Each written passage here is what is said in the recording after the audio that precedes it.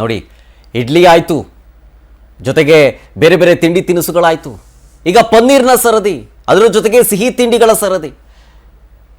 ಅದನ್ನೂ ತಿನ್ನಂಗಿಲ್ಲ ಇನ್ಮೇಲೆ ಅನ್ನೋ ರೀತಿಯಾಗಿ ಎಲ್ಲಿ ಹೋಗ್ಬೇಕು ನಾವು ಹೇಳಿ? ಸಿಹಿ ತಿಂಡಿ, ಖಾರದ ತಿಂಡಿಗಳು, ಕುರುಕುಲ್ ತಿಂಡಿ ಅಂತೀವಲ್ಲ, ಅದು ಸಿಕ್ಕಾಪಟ್ಟೆ ಡೇಂಜರ್ ಅಂತೆ. ಅದಕ್ಕೆ ಅಧಿಕಾರಿಗಳೀಗ ಒಂದಷ್ಟು ಸ್ಯಾಂಪಲ್ ತಗೊಂಡು ಟೆಸ್ಟ್ ಕಳಿಸಿದ್ದಾರೆ. ಆಹಾರ ಸುರಕ್ಷತೆ ಗುಣಮಟ್ಟ ಇಲಾಖೆ ಮೆಗಾ ಆಪರೇಷನ್ ಮಾಡ್ತಾ ಇರೋದು ಇದು. ಯಾವುದೇ ರೀತಿಯಾದಂತಹ ಕಲಬೆರಕೆಯಾಗದಂತೆ ಕಟ್ಟುನಿಟ್ಟಿನ ಕ್ರಮ ತೆಗೆದುಕೊಳ್ಳೋ ನಿಟ್ಟಿನಲ್ಲಿ ಮೊದಲ ಆಪರೇಷನ್ ಇದು. ಈಗ ಟೆಸ್ಟ್ ಕಳಿಸಿದಾರಲ್ಲ, ಅದು ಅತಿ ಶೀಘ್ರದಲ್ಲೇ ಬರುತ್ತೆ. ಈ ಪನ್ನೀರು, ಸಿಹಿ ತಿನಿಸು, ಕುರುಕುಲ್ ತಿಂಡಿ ಅದೆಲ್ಲ ರಿಪೋರ್ಟ್ ಕಳಿಸಿದ್ದಾರೆ. ಟೆಸ್ಟ್ ಕಳಿಸಿದ್ದಾರೆ, ರಿಪೋರ್ಟ್ ಬರೋದೊಂದೇ ಬಾಕಿ.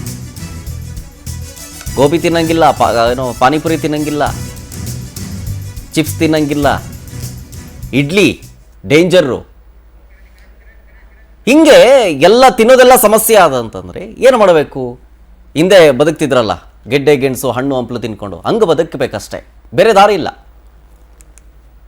ಡೀಟೇಲ್ಸ್ ಕೊಡ್ತಾರೆ ಇದ್ರ ಬಗ್ಗೆ ನಮ್ಮ ಪ್ರತಿನಿಧಿ ಸುಷ್ಮಿತಾ ನೇರ ಸಂಪರ್ಕದಲ್ಲಿ ಜಾಯ್ನ್ ಆಗ್ತಾರೆ. ಸುಷ್ಮಿತಾ, ಕಾಟನ್ ಕ್ಯಾಂಡಿ ಆಯಿತು, ಅದಾದಮೇಲೆ ಗೋಬಿ ಆಯಿತು, ಪಾನಿಪುರಿ ಆಯಿತು, ಇಡ್ಲಿ ಆಯಿತು, ಈಗ ಪನ್ನೀರು, ಸ್ವೀಟ್ ತಿಂಡಿ ತಿನಿಸುಗಳು ಆಯಿತು. ಏನು ಕತೆ ಅಂತ ಇದು?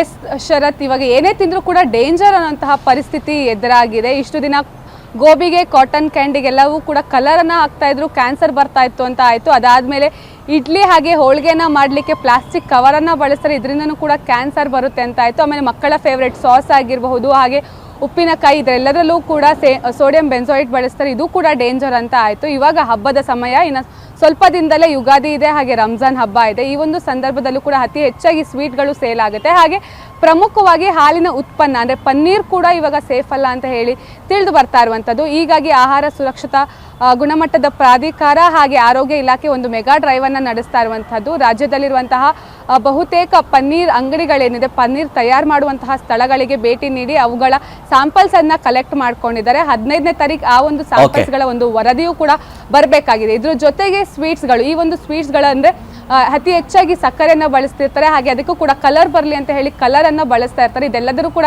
ಟೆಸ್ಟನ್ನು ಇವಾಗ ಮಾಡ್ತಾ ಇರುವಂಥದ್ದು. 15ನೇ ತಾರೀಕು ಈ ಒಂದು ರಿಪೋರ್ಟ್ ಯಾವ ರೀತಿಯಲ್ಲಿ ಬರುತ್ತೆ ಅನ್ನೋದನ್ನ ಕಾದು ನೋಡಬೇಕಾಗಿದೆ. ಒಟ್ಟಿನಲ್ಲಿ ಜನರು ತಿನ್ನುವಂತಹ ಆಹಾರದ ಮೇಲೆ ಸ್ವಲ್ಪ ಗಮನ ಇಟ್ಟು ತಿನ್ನಬೇಕಾಗಿರೋದು ಇಲ್ಲಿ ಅತಿ ಮುಖ್ಯವಾಗಿದೆ. ಶರತ್, ಓಕೆ, ಥ್ಯಾಂಕ್ ಯು ಸುಷ್ಮಿತಾ ಡೀಟೇಲ್ಸ್ಗಾಗಿ.